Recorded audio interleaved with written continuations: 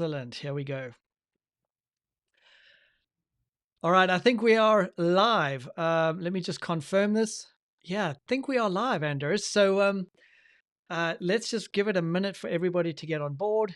I think now I've finally seen it coming in, so we should be up and running in a second. So as everybody Good. comes in, just give it a minute. Welcome to our LinkedIn Live. A little bit delayed on our start. It's my issue. I had some tech stuff, but we're all here. We're looking forward to getting going and having a conversation in just a minute. Thanks again, everybody, for joining us. So let's get straight into the conversation, and let me just introduce who you can see. I just got a thumbs up, Anders, from a mutual friend of ours, Pat Cormier, to say Oh, that she's good. on and she's watching us. So hello, Pat. Nice to see you. Hey, Pat. So as we get ready, Anders, sometimes we get to the end of the call and we haven't done enough credentializing. So I figured let's start off there and talk a little bit about kind of who you are for people who don't know. I know we've got a fairly nice turnout today. A lot of people that are interested in quality management, transformations, leadership. So it's a nice sort of overlapping Venn diagram, if you will. But we started working together a couple of years ago when you were the chief quality officer at Sanofi Pasteur. And before that, you'd been at Genentech, and before that at Novo Nordisk. You also are a vintner by name and by trade, in that you own a winery. So lots of strings to your bow, but obviously we want to talk about quality today. You now are the CEO of Quality Business Administration, where I really quite like you, where you talk about building quality leaders. I think there's two meanings there to quality, of course. Um, and yeah, it's just great to have you on because your depth of knowledge around quality in the pharma space is just phenomenal. But I guess it also transfers over a little bit now into winemaking. That is true. That is true. I'm trying to apply some of the quality to my wines as well. So yeah, absolutely. Yeah, All you're right. right Well, about that. I'm always happy to test and sample the Yeah, quality of the wine. absolutely. Yeah, Well, sounds it's good. great. It's great. It's great to have you just to have a conversation. I'll very quickly. I'm not going to say too much to set us up, but this was inspired by an article that we both saw recently on Bloomberg, and it was calling out Boeing, right? And particularly, of course, Boeing's had a lot of challenges recently with aircraft falling out the sky because of pilots being unaware of features that have been built into the software. We then had all sorts of other issues, from wheels falling off to doors being pulled out. So we know that Boeing have been in the news. But what was really interesting at the NTSB hearing that they had, and I highlighted a couple of the key points here, was the point that things are just becoming overly complex and difficult to follow when it comes to quality. And we're not going to talk about Boeing particularly today, but I just want to set the scene for us as we get into it. The procedures and instructions have been changing a lot, was the assertion, and that they are very ambiguous and open to misinterpretation, which I know from the work that we've done together is probably not a good thing. But just two other points that I want to call out. The one was Boeing were faulted for unclear, and this was a scathing report from the regulator who regulates air travel. Faulted them for unclear processes. Workers weren't aware of the demands of senior management. So my red flags are going off all over my head. But the last thing that a spokesperson from Boeing said, and it's highlighted at the bottom of this page here, is the idea that Boeing have been trying to get more feedback on internal processes and procedures from individuals on the shop floor who interact with them every day. So we both saw this, and the work we did at Sanofi was all around quality and helping to, and maybe it's worth talking about that for a second too. Mm.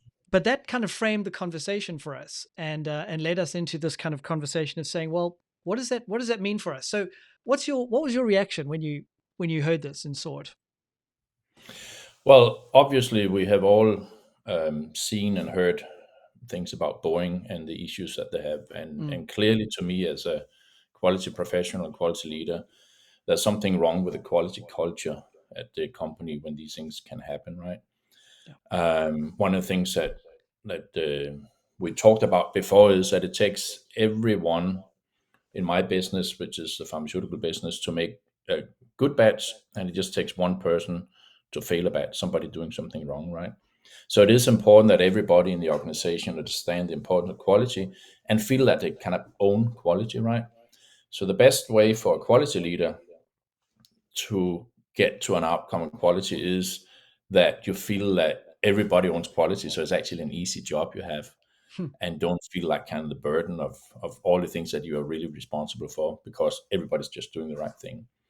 So I think that's one of the things that comes out, that they really need to make sure that quality is owned by all, that people feel the pride of working there, and that translate into doing the right things and continue to improve the systems and so on. So I think that's a good start of it. Obviously, I can't speak to the details or the internal things at Boeing. I don't know about it. I only know it from the news, of course, and from people having spoken at conferences about it. Yeah. So yeah, that's a good So start. so so when you hear things like, and I mean, how well, let's go back, because I think a lot of people that are probably tuning in are coming from multiple industries, maybe a concentration in pharma, but maybe it covers multiple industries. I worked for a major bank, and of course, quality in the banking domain is sort of largely the province of risk. It's called risk. It's not called quality, which is interesting. Um, but it's called risk, and whether it's mortgage underwriting or whether it's just sort of frankly running the business day to day on a good basis, quality applies everywhere. So how how plausible is it in your mind? What led to the fact that you've now got a system? Well, there is some sort of a quality system. There has to be, but there's a system in an organization that is now so complex and ambiguous that people can't follow it. How does somebody working on a third shift from 10 p.m. to 6 a.m. know what is right and not right, and maybe even more importantly, how can they raise their hand when they see something that they don't think is acceptable? Yeah, I think that the whole thing, that the complicated, what it says in this article, that it's complicated, quality system is complicated. I think that happens naturally in many companies if you're not really careful. In my business, we got inspections from health authorities, and somebody says, "Hey, you should maybe put a little bit more detail in here to make it more clear," and so on. And then what happens is that over time, our procedures get longer and longer and more complicated. And I think there is a misperception that the more complicated and the bigger the procedures and so on, the longer the procedures, the more compliant you are. But it's actually, in my view, it's the opposite. It becomes so difficult to follow procedures that that's where the ambiguity can come in, and Mm, two people can do the same job two different ways, and that should never happen, right? It should mm, always be the same way that you do that. So I think that happens, and I think it's for the quality leader, it's very important to make sure that you constantly look for simplification of systems. One of the mm, things we did in that regard, when we worked together on the Sanofi Pasteur culture change and improvement of quality, was that we simplified our key quality system. So the change control system was simplified, and one of the manufacturing sites, the main manufacturing site in Sanofi Pasteur, they reduced complexity by 60%. So it's much easier to follow and so on. And the way we did it, I think, is also important, mhm, because the question is who actually write the procedures that the operators are using, or the technicians in Boeing's case. The ones who are actually building the plane, the people who are doing the work, are they writing the procedures, or is it the supervisors, or is it a corporate function that write procedures? And unfortunately, in the pharma business, I've seen that more often than not, it's not the operators that write the procedures, which it really should be. So then you end up with something where the operators are saying, no, that's not really how we do it. And it becomes much more difficult to follow that one procedure. I also think for these procedures that we tend to write things the way we've done it for generations. So we write long procedures, lots of words. But if you and I want to figure out something, like with the equipment we bought or something like that, we're not going to yeah. read a manual, No, I right? never read the manual. No, No, no. If there's a problem, you Google it, right? that's And right. then you'll find a video of how it's done, and so on. Yeah, But we have not translated that into how we operate in many yeah, manufacturing operations. We really should have flow diagrams. We should have pictures, we should have videos, call out buttons where you really need to pay attention and so on. But we have a tendency just to add more words, right?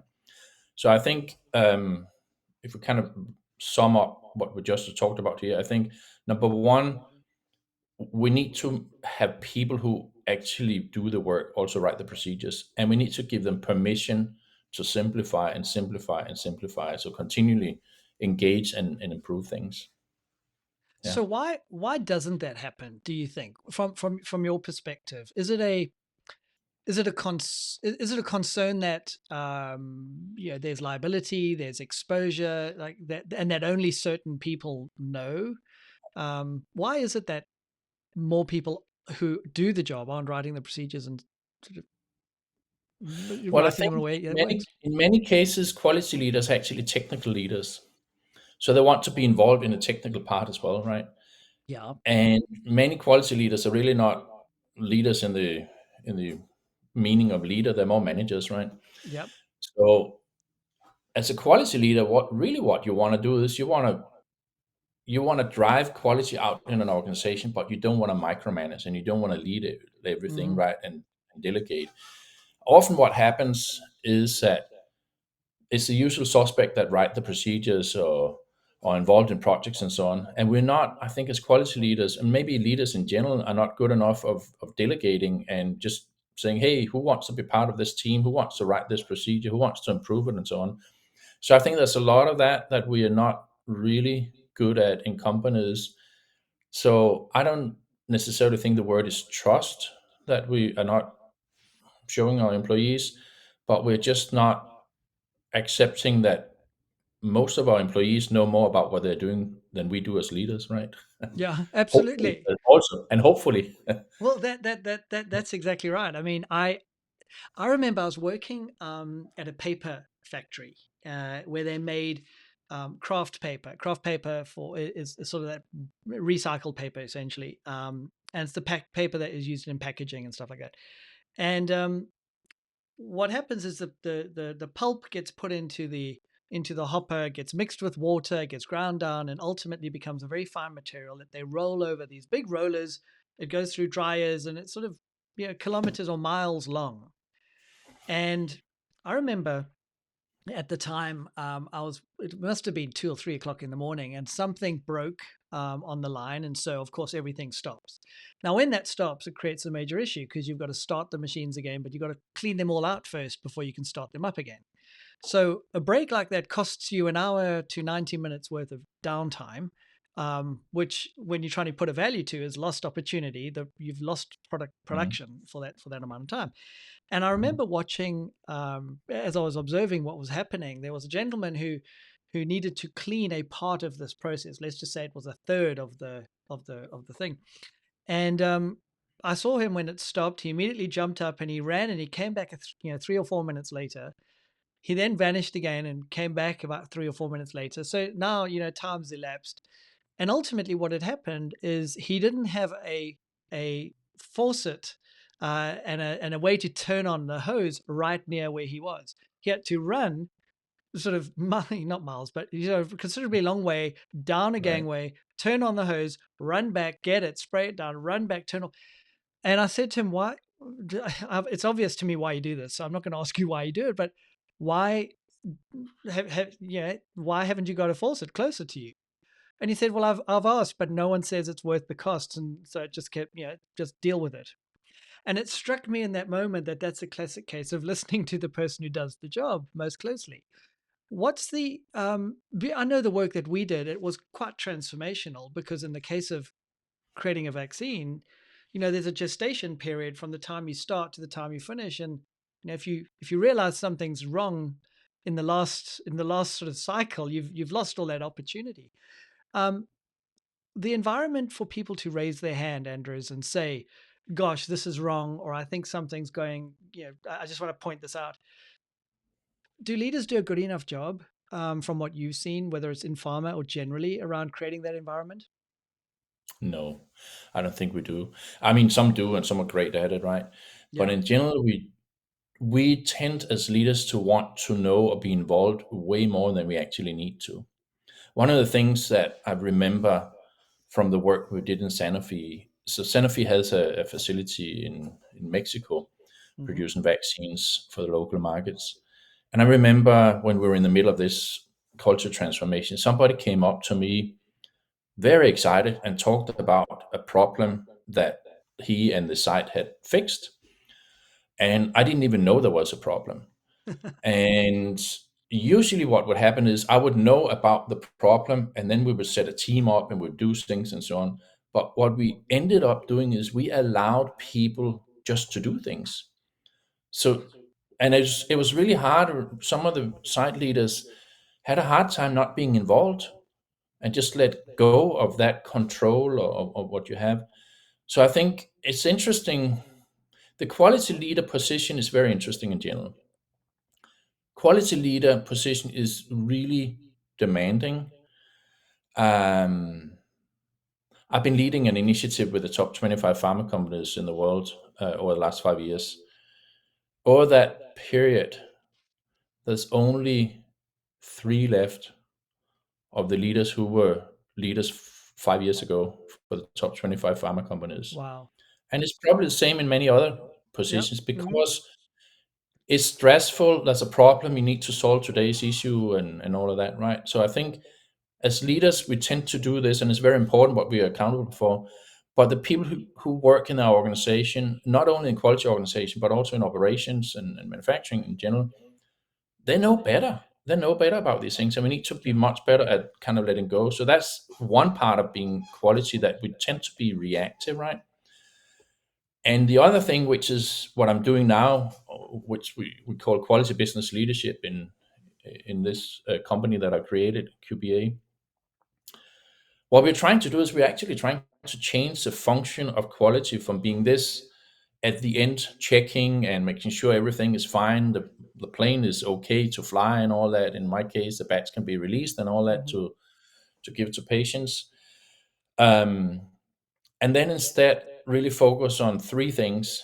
One is sustained product quality, which really means that we're not only going for being compliant and minimum requirements and so on, but we're doing what's the right thing to do to continually improve, right? Yep. The second one is, in my case, is consistent product supply, because there is a lot of drug shortages in this industry, pharma industry, right? So we want to make sure that we do not do things that kind of prevents us from releasing batches. So therefore, we need to make sure we fix problems Hmm. again, like this guy from Mexico, before they happen, right? Really. Yeah. And the third one, of course, we need to do a better job of making sure that the company has a robust financial performance. But what I think is happening a lot is that all industries probably are going through phases where they need to be more cost effective. And a classic mistake that many do, and it seems like that could be Boeing without knowing the details also, is you're focused on cost reductions instead of continuous improvement. Mm.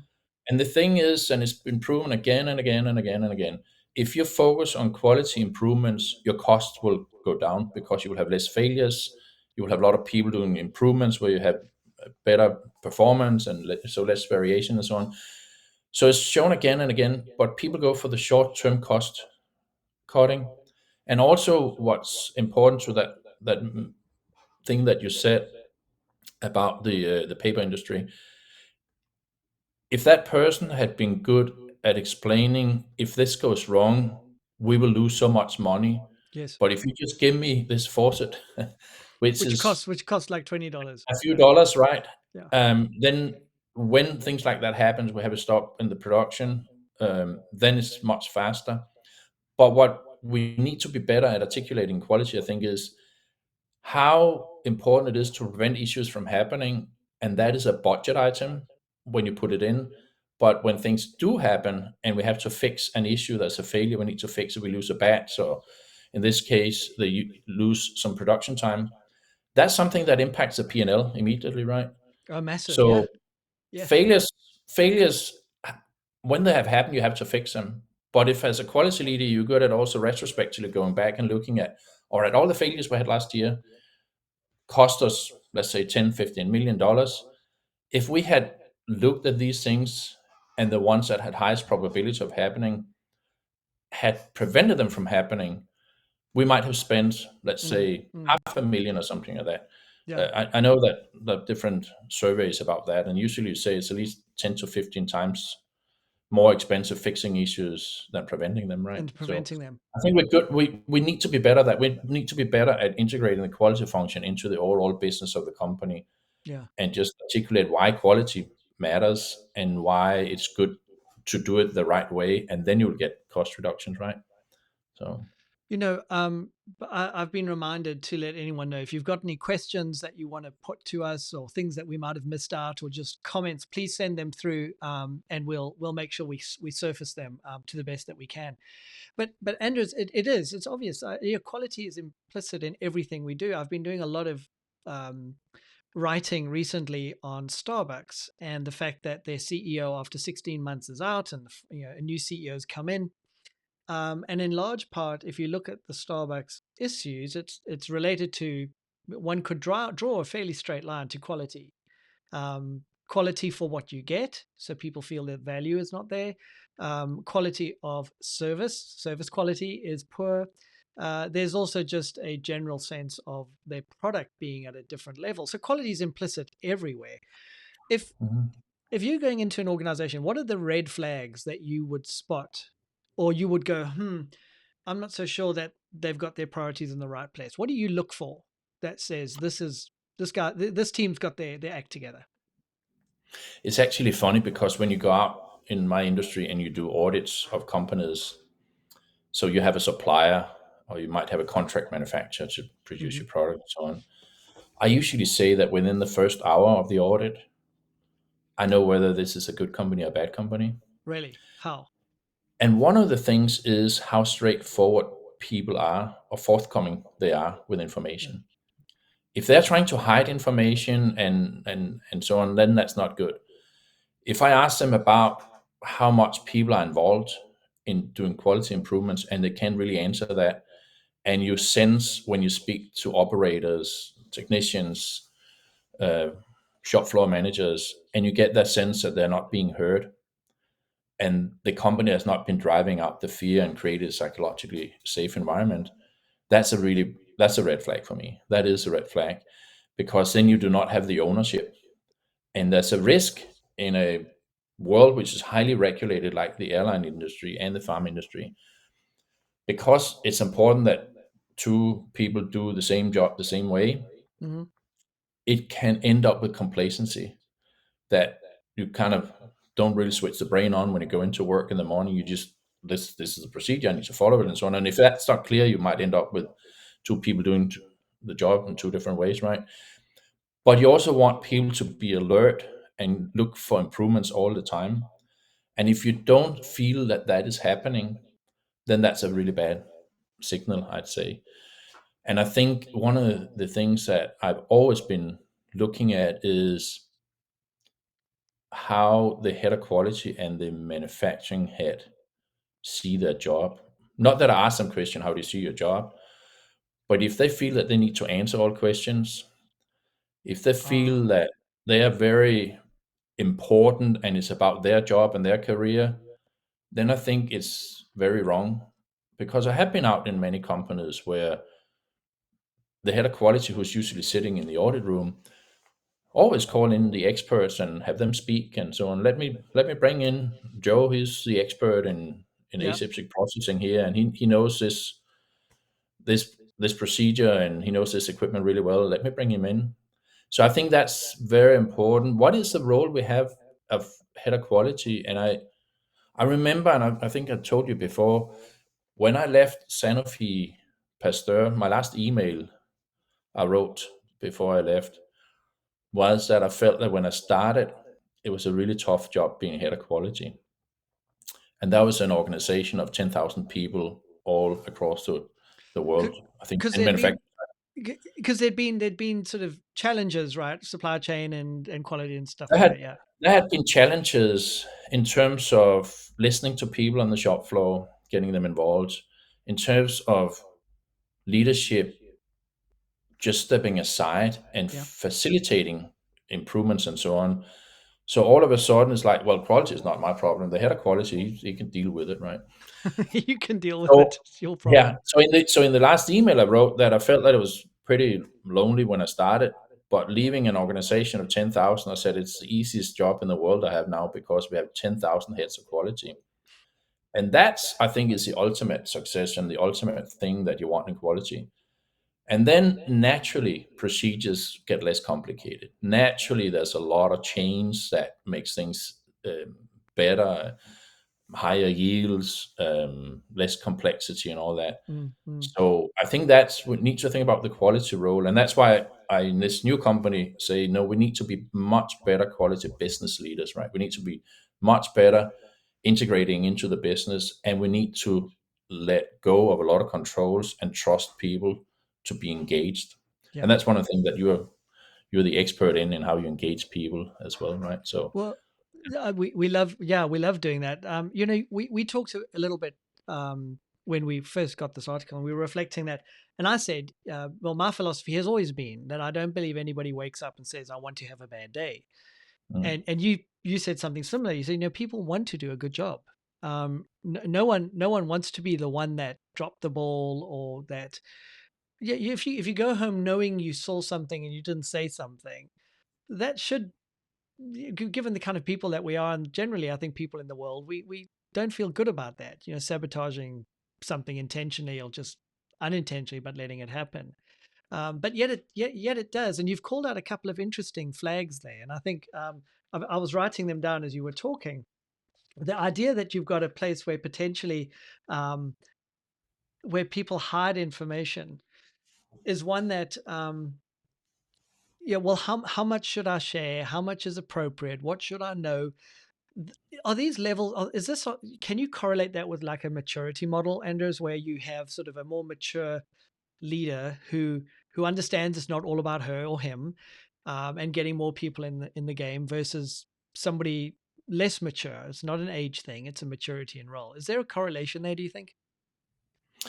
yeah, I think so. I really think so. I think it's important for us to think as quality leaders, what is the main thing that we are responsible for, and how do we make sure that quality is where it needs to be in the company. So one thing is that was one of the sites we had this campaign. We say see something, say something, do something, right? Yep. And we allowed people to do something. So it's not see something, say something, and then there's a stop in there, and we need to have a project team and formalize and so on. We had a lot of projects, hundreds and Yep. hundreds of projects across the world every year that people just did, right? I had an interesting conversation also with the previous CEO of the Irish FDA, which is called HPRA, and he and I talked about, so who do you work for when you're head of quality in the pharma industry? And most often people will say, I work for this company or that company, that company. I think the right answer is I work for patients. Yeah. I work for patients. I happen to be working in this company, but my job is the same no matter what my t-shirt says of company, right? And if we take Yeah. that back to Boeing, who do you work for? You actually work for your customers. And that customer is yourself, it's your family, Hmm. it's friends and all of that, but you That's work right. for the customer. And if you forget that, which it seems like can happen when things go wrong, as we've read and seen for Boeing, maybe people are no longer working for the customer, for the passenger. Yeah. Yeah. And maybe they're not even feeling that they work for a purpose that's really good in this company. Because if they did, they would make sure that things would happen, right? Mm. So I think as leaders, depending on what industry you're in my industry, I've always said I work for patients. And that's number one. Yeah, I'm going to do the right thing in the company. But number one is I need to make decisions that are good for patients. Yeah. So it's a little bit the same in Boeing. When they release a plane, it's probably quality that do the last final checks on it. So those people in quality, they're the last people between the production and passengers getting on that plane, right? Hmm. Hmm. And if you do a bad job, bad things can happen, right? It's the same in the pharma industry. Yeah. If you release a batch, that's not good. Bad things can happen. Yeah, So you're you got to be talking very life or mindful of these are that. life or death issues Yeah, potentially. Yeah. yeah, absolutely, yeah, absolutely, yeah. So I think Um, that's very very important. As leaders, we need to remove roadblocks for our employees to be successful. I think that's super important. But we have a tendency to put up roadblocks I instead, was going right? to ask you. Yeah. Yeah, that's right. Yeah. So yeah, it's and you.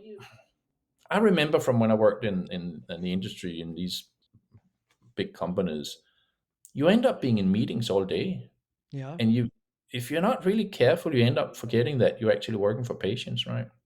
Wow, that's a deep insight because I think you're Yeah, right. yeah. So People, sometimes you have to people, take a step back. Yeah.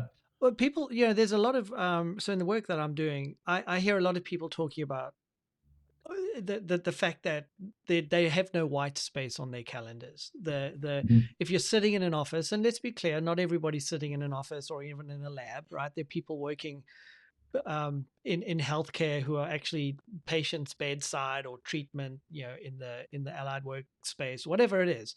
But there's no time. There's very little time to actually step back and reflect. Let's take this past week. What worked well? What didn't work? What do we want to make sure doesn't happen again? Do you have any guidance for teams that are feeling that level of pressure? And what you've said, I think, is absolutely right. You have a seat at the table. Quality absolutely is a huge value creator. It's not a cost center. So, how do we find the time to spend an hour a week or an hour every 2 weeks and deconstruct and figure out what we need to do differently? Let me take a tangent and then answer it. So one of the exercises, and I can't remember if you do that as well, but one of the exercises I often do when we talk the difference between a leader and a manager is that we ask people to reflect on who was the best boss in the career, Hmm. and then people to speak like two or three or four people together, and then you ask in the audience, okay, anyone who volunteers to say not necessarily who it was, but what it was, and it never fails. Your best boss was your best boss because he was a good leader, Not a good manager. not a good manager. Your Yeah. best boss in your career is because I was a good leader, and that good leader saw the potential in you and actually helped you, and maybe even got you on a trajectory career-wise that was even more than you thought you could do. Hmm. So therefore, answering the question about the leadership, I think what we need to do is we just need to put time in calendar, and we all do it differently. I remember there was one of the manufacturing quality side heads who said, "Well, I'm dealing with issues all day. There's I haven't always got something time. to do." And that's right. And I said, and you can do that 100%, or you can do it 110 or 20% of your daily time. But the way you spend your time reflects what you prioritize, right? What you do is Yeah. what you prioritize. It's Yes. as easy as that. Yes. Our heads sometimes think that we spend 30% of leadership, but if you look at your calendar for a week, as you said, how much time do you actually spend on leadership? For many people, it's zero because it was the day of the issue of the day, right? Mm. So in this case, I said, well, why don't you just every Tuesday afternoon from 2 till 5 say leadership, and you do not accept meetings, and you spend things on leadership, and that works for him. And I think we will always have no time to do what's the longer term if we're not deliberate Yeah. about it ourselves, right? Yeah. That's one of the things I'm trying now. So I'm offering. We're starting end of September a certification course to develop quality business leaders, and it's accredited by the Technical University of Dublin. And we got the former head of FDA as a faculty member. We got a former CFO. We got really really cool people who know about these things. Yeah. But it's difficult to sign people up for these things when they are very busy. So the things that the people that sign up are the ones that actually care about the career. Yes. We still have a few spots left, and if people That's want good. to look it out, and they can do that. But it's important that we take time for our own career development, and leadership takes time. It doesn't come from reading a book every No. once in a while or something. It comes from actually practice things and take time for it. And the funny thing is that that's what our employees want. Our employees want to see you as a leader, not as a Yeah. manager, Yeah. right? Well, So we'll talk more in a minute about the certification. But how did you get into quality in the first place?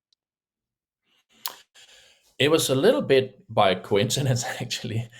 So I'm a chemical engineer, and I was working in a niche area of analytical chemistry. And after a few years, I was like, it's the same people I was always see at conferences and so on. So I said to Yeah. the division director at Novo Nordisk at the time, I said, I want to work with people. What do you have? And then he said, "Oh, I got this QC lab that really needs a little bit of an overhaul. Are you interested in that?" And I said, "Yeah, that'll be cool." And then shortly after, and that was in Novo Nordisk, they gave me an opportunity to lead all the insulin manufacture from a quality perspective. So I did that for a few years, and then I just find it so interesting and intriguing to work in quality. So I've also had jobs as head of manufacturing and so on, but I just think that quality is so fascinating and so Yeah. interesting. But we have a tendency to make it um, not that interesting and boring and all that because we need to follow procedures, right? Yeah.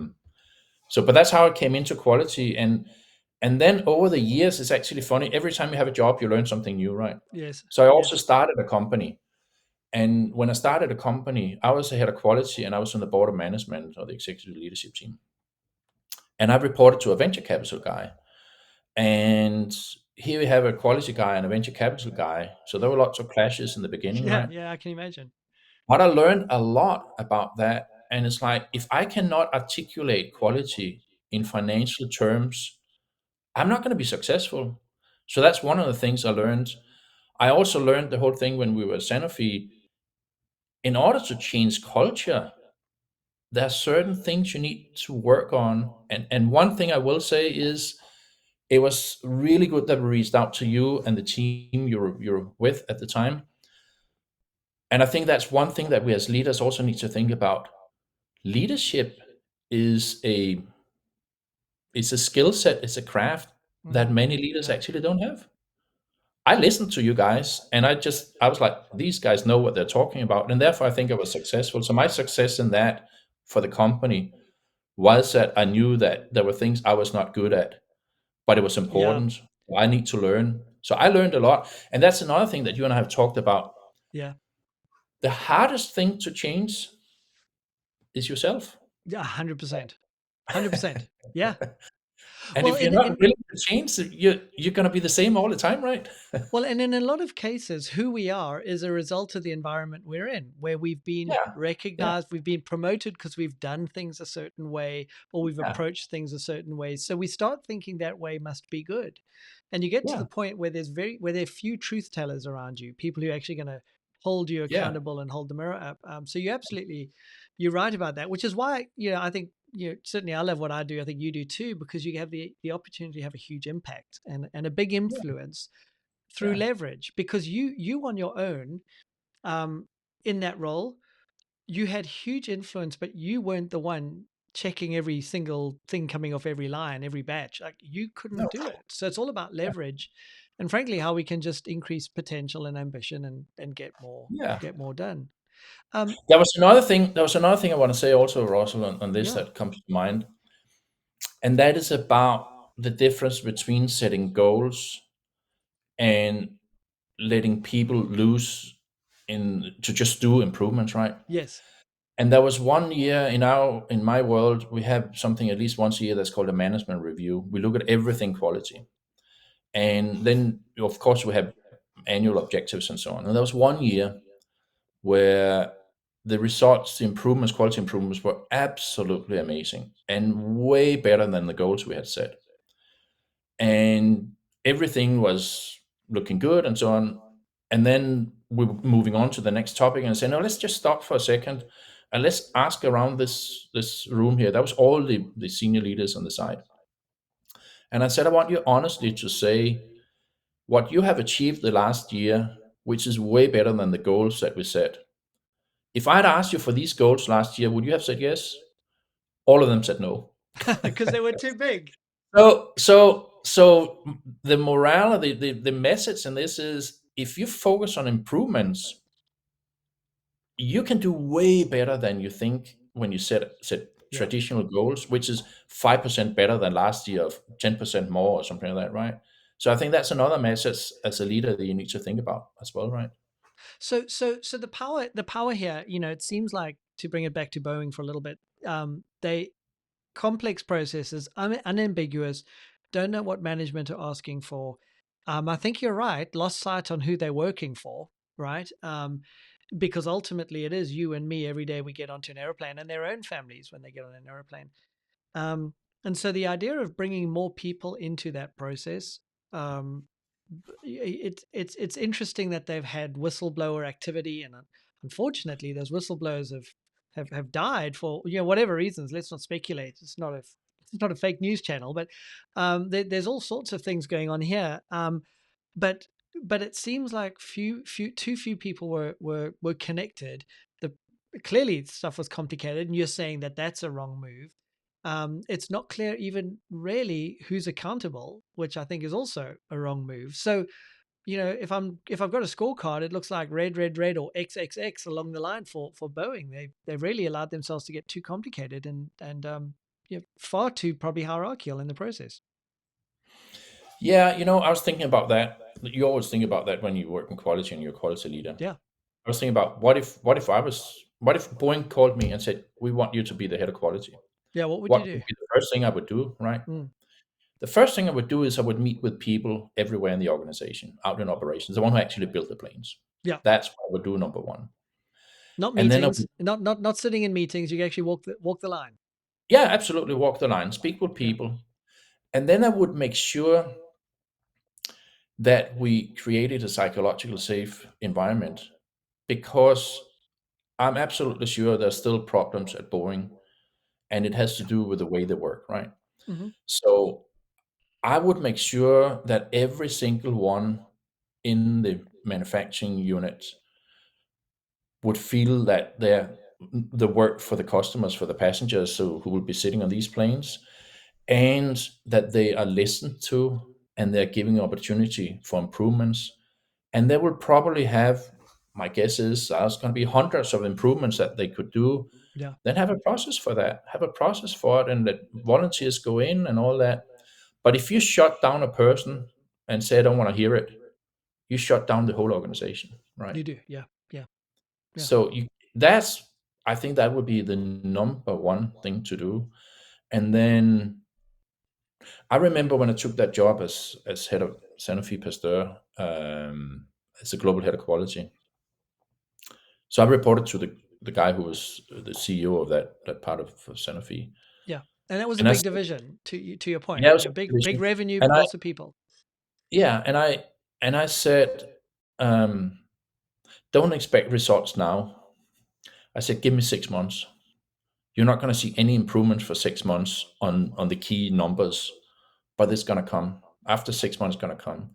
And I think we also tend to say, oh, I'm going to go in and do a quick fix, and then it'll be better next month.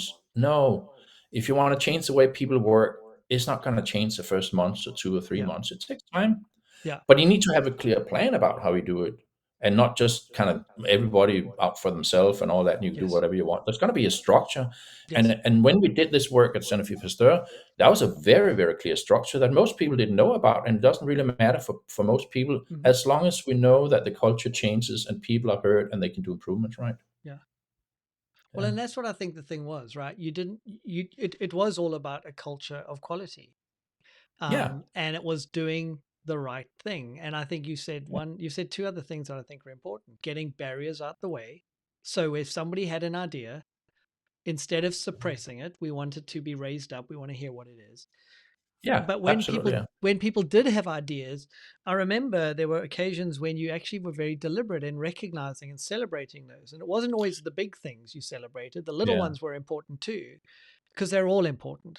And you needed to send the message that, you know, Yeah. finding a problem was as important as anything else, frankly. Yeah, and I think in big companies, part of that is you have to have a good internal social media network, right? We had that. We used a certain product for that. Yeah, it's important to recognize wins, and it's also important not to set the bar too high. What is a win? Yeah. And I remember our definition of what we call a win or an improvement Yeah. was anything that makes today better than yesterday or Yes. tomorrow better than Yeah. today. It was not that it has to be 500,000 or save this much in labor time or something like that. Yeah. It's as simple as that. And what happened is that it snowballed. So we had hundreds and hundreds and hundreds of them, and we communicated. We communicated at the town halls, so all hand meetings on the sites. We communicated in the social media thing. Yeah. Um, I think also when you change culture and you're not used to just letting people do these improvements, it's important to also not only thank the person who's done this, but that person's manager, Hmm. no matter whether the manager was supportive or not. Because many times you will have people in the middle management layer that are the hardest to convert when you want to Yes. change culture. But when they start getting recognized, Hmm. um, then they will let the people have more projects, right? And it's super simple. Um, if you trust people and let them do the work, you're more successful, right? You're just 100%. more successful. You get more done and more improvements. 100%. Yeah. Yeah. So it's sort of kind of it's when you think philosophically around it, it's pretty straightforward actually. Absolutely, but Yeah. we've like so many other things, we've complicated the hell out of Yeah. everything because we want Yeah, we to do. We document do. it, and yeah, and it needs to be 20 pages long and 15 people Yeah. in a committee room or on a Teams call. Um, all right, I do want to ask you about the certification that you're building together, and I know you've got some pretty heavy hitting faculty that are part of making this happen. So if I'm somebody in an organization and I either have an interest in quality, so I have responsibility for quality, sort of what is this program? Who's it geared to, and what's the tangible sort of outcome? I'm not the certification, but what am I going to learn, and how's it going to make me a better leader in quality, Anders? Right. So if you want to learn more about it, you go to qbaleaders.com, Nice. qbaleaders.com.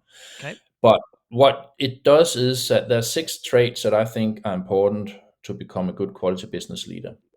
So the first one is to do the job that we legally need to do, so visibly demonstrate responsibility of quality. Second one is to make sure that quality is owned by all in the organization. The third one is engaging people to continually improve. The fourth one is being very good at decision making and benefit risk assessment. The fifth one is to turn quality from a cost center into a financial value. And the last one is to try and create a global framework for quality instead of one that's national driven, national regulations driven. What we do in that is we're actually working on getting some key paradigm shifts, and there's only like 3 shifts that we need to do, and that requires behavior shift as well. So there's certain behavior changes that we're working on, and of course there's going to be some theory in it as well, and there's going to be case studies and so on. But what's unique about this program is, one, it's taught by people who have really experienced in actually doing these things in each of these 6 areas. So it's not one for everything; it's one for each area. And so, for instance, the finance area is a former CFO who's leading that, right? But it's very practical. It's very practical. When you leave, I'm pretty sure that everyone who has been going through this course will say, I'm another leader now. I'm a better leader and I'm better at integrating quality into the general business because that's what we're teaching them, how you do that, right? And it's not theory only. It's like, no, how do you actually do it? So that's going to be a little bit of pre-work. There's going to be homework. There's going to be discussions when we do this. So yeah, I'm excited about it, as you can Oh, hear. I can, yeah, Yeah. I can tell. I mean, I know that you are somebody who's been in this space and are so passionate about lifting up the profession for the betterment of frankly not just the quality leader but every industry. So that's notable. It's it really is. It has it can have a hugely profound impact. I'm very excited to see where it goes and to keep track of it more. Of course, if anybody's interested, you can just go online on LinkedIn is easy. Find Anders on LinkedIn or go to Yeah, qbaleaders.com yeah, to find out more. But it's terrific, and I'm sure you're going to be filled up pretty soon, Anders. yeah. We Well, do have look, a this few is spots available still, but you got a yeah, few still. Um, yeah, I mean, I think it's amazing because you're covering some technical elements, but you're getting to the behavioral part. Because at the end of the yeah, day, look, the language of business is finance, but the skill of business is people. And so you're dealing with both of those things, which kind of the Venn diagram of those overlapping interests yeah. is pretty tight. It's pretty tight. And I think it can be applied widely outside of the pharma industry as well, right? Yes. My network is mainly pharma industry. Your network is all kind of industries. Yeah. So that's why I've been thinking about that. But it's really what we're teaching people here is applicable also outside the pharma industry as a quality leader. 100%. I think Maybe it's Boeing are very listening. important. Yeah, I think it's important to say also that quality leaders in general, as I said earlier, are extremely busy with the daily issues. And it is Yeah. Yeah. for us to change to be better leaders, we need to spend time on it, right? And that's what I kind of encourage quality and operations leaders to do, spend some more time on the longer Well, horizon as well, right? one thing you didn't mention, but and I know we're getting close to time, but I think it's important to call out is it can be lonely. As you said, when you started off at Sanofi Pasteur, you kind of felt and certainly it wasn't a great situation. Fantastic people um, trying to do their very best, but systemically, just things weren't all coming together. And it can be like that for a lot of people. And I would imagine that the community that you're building within what you're pulling together is when you did it, you were doing it on your own, and then we partnered up and we started to build some strength of unity there. But having a community where you're going to go out and start being a new kind of quality leader is a lot Yeah. easier to do when you've got some support and people to call on. So I think that that's tremendously admirable as well, and a huge asset that probably is worth calling out for people. Yeah. And I think what will happen is that these people who are on that certification program from many different companies, that will, for them, that will be increasing their network, right? And Of all course. of a sudden they can speak with people in other companies that probably have the same issues Yeah. and the same challenges and so on. And you can speak with somebody outside your own company about, I have this issue, so and so and so. How would you deal with that, right? Yeah. So that's also valuable, I think. Yeah, but you're right. Massive. Yeah. Massive. Well, look, you know, I clearly try and play in the space of helping leaders to build better teams because better teams get better results. I Hmm. want profitable businesses. I want to grow profitable businesses. That's where I play. That's where you play. I've loved this conversation. It's been great to reconnect, even over Boeing's bad news story. I hope we don't need more of those to connect. But this has just been great, Anders. It's been a great conversation.